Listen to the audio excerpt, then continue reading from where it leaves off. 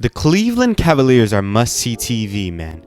They're must-see TV. I saw them on ESPN against the Chicago Bulls, in which we saw Kobe White do Kobe White things. He's been doing this all season. He hasn't been getting much attention. But further than Kobe White has been Donovan Mitchell, who is and should be an MVP candidate. I mean, his team is second in the Eastern Conference to only the Boston Celtics currently. And at this point, we're looking at this man, Mitchell, average, 28? 6 and 5? He's shooting at 47% from the field, 32% from 3. There's obviously players that are doing better than him. SGA is playing better than him. I would argue, probably Devin Booker's playing a bit better than him. Luka and Joker and, Giannis and, Embiid before he got hurt. There's a plethora of MVP candidates who are better than Donovan Mitchell, but he deserves his say in the conversation. If Jason Tatum deserves his say in the conversation, if Kevin Durant deserves his say in the conversation, and Devin Booker, I would argue that he deserves his say as well. He's been killing it this season, and I love seeing him, Swipa take on more of that point guard role, because when he becomes more point guard, I believe he's 6'2" to 6'4". He's a really short player. Once he takes on that point guard role, I believe he's more effective. Him with the ball in his hands, more than just being a scorer, he's more effective. Because it'd be different if he was 6'7", 6'6", right? You're looking at this Cavs team, and people, if you look at it from a statistical standpoint, you would say, oh, this team's not going to win a championship, right? They're not championship caliber. And why would you say that statistically wise? Because their best player is a 6'2" little guard, right?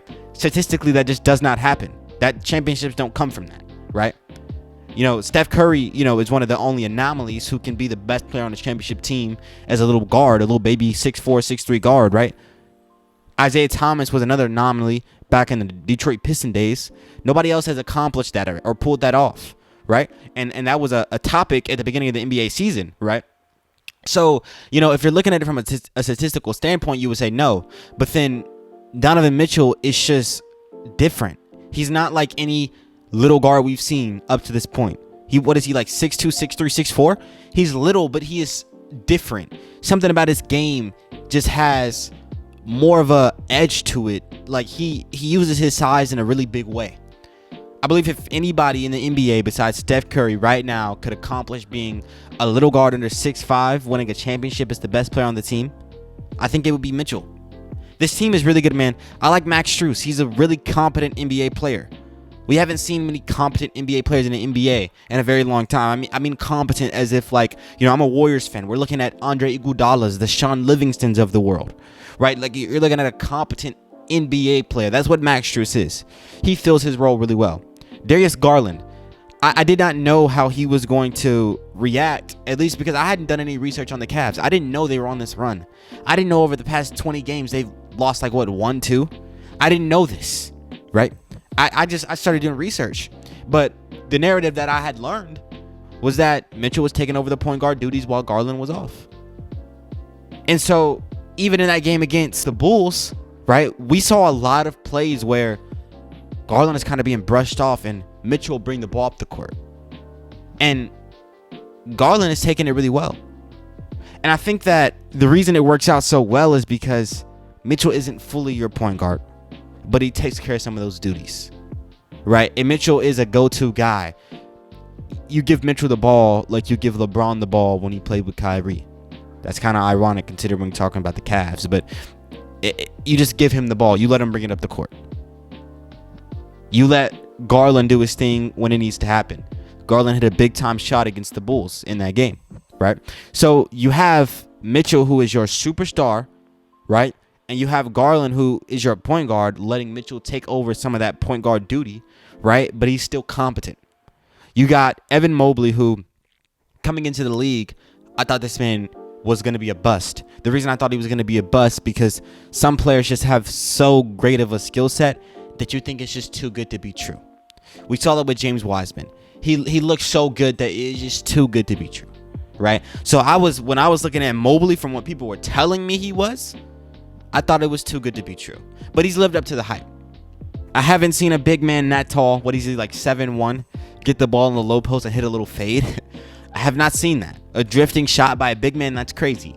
He can stretch the floor. He can get it up high and bring it down.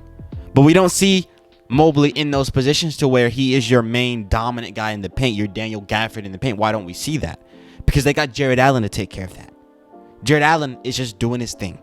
And Jared Allen is a guy that you'll see Mitchell, which his passing is improved so much.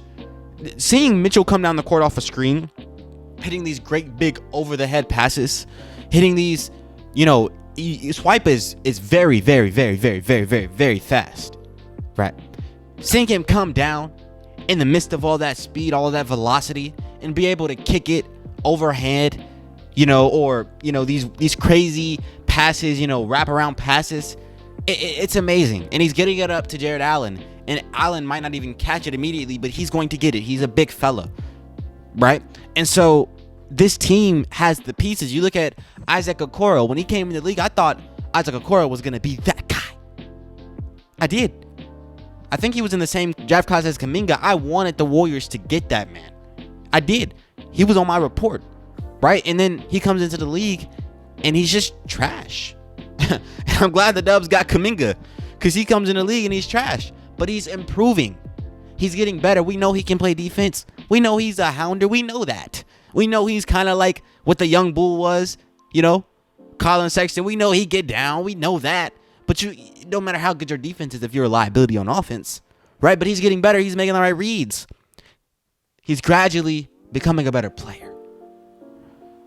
This Cavs team, I think one of the main reasons why they are as good as they are is because they don't have an agenda basketball when they go, onto the court, or they don't play agenda basketball is what I'm attempting to convey. You look at my Warriors. My Warriors are one game above 500. They've won, I think, 6 out of their last 7 games. We've been playing great basketball, right? You look at this Cavs team, right? I think one of the reasons why they're doing so much better than my Warriors is because the Warriors have an agenda when they play.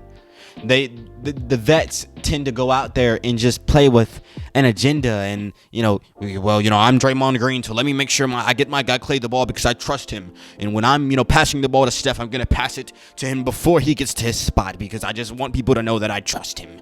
And I'm Draymond Green, and if people sag off me, I'm gonna shoot it, and Steph Curry is gonna look that way because Steph Curry needs to know. Or the fans need to know that Steph Curry trusts my 3-point shot. It's agenda basketball. Right. You look at the Cavs, the reason they are I think they're best in transition. I'm not sure, but from the game against the Bulls, they were, right? They're getting down the hill, right? And they're just looking for the right play. You'll have possessions where Garland is just looking at Mitchell go to work, or Mitchell is just looking at Garland go to work, or you'll have Mitchell and Garland looking at Max Strus go to work, right? They're not trying to play this agenda basketball. They're just playing team basketball, and they're getting the right read, right play. You have a team with great defense, great offense, right? That type of team is just going to go really far. And if you have a go-to guy that is competent, usually a big forward or a big 2, right? Mitchell's not that, either of those, but he's competent. He's not the best shooting guard in the league, in my opinion. I believe he's the second to Devin Booker. I think Booker is a little bit better, but they're on the same level. Booker's better and more poised, in my opinion, but they're on the same level. He's second best shooting guard, arguably the first in the league. Mitchell is that guy, and he's able to do it at a high level. So I'm looking at this Cavs team. Are they real contenders? Yes. I can see this team beating the Boston Celtics up. Why do I say that? Because they have what I would consider to be more valuable than what the Boston Celtics have, because the Boston Celtics have this offense. They're a 3-point shooting team. If they're hitting shots, they're going to score 150 points, right? But if they're not hitting shots, they're not going to do that. If the Cavs aren't hitting shots, it doesn't matter because they're going to lock you down. If there's any team that's going to make the Boston Celtics off their game and make them not shoot a bunch of threes, it's going to be the Cavs.